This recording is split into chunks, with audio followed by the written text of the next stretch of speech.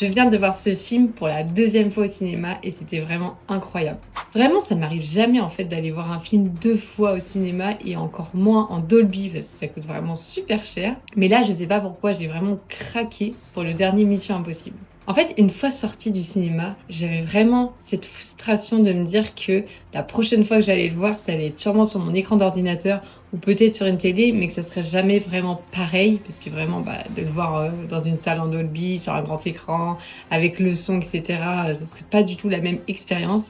Et j'avais un peu cette frustration de me dire, si c'est vraiment le dernier, j'ai pas envie de finir sur ça. Parce que c'est vraiment un film qui est fait pour le cinéma. Vraiment, Tom Cruise, quand il dit qu'il faut le voir sur le plus grand écran, le plus bel écran possible, et il a totalement raison. Et je vous assure que ça vaut vraiment la peine. Pour moi, il est dans mon top 3 des Missions Impossibles. D'ailleurs, si vous l'avez vu, dites-moi si vous pensez que c'est vraiment le dernier Mission Impossible et si c'est vraiment la dernière fois qu'on verra Ethan Hunt.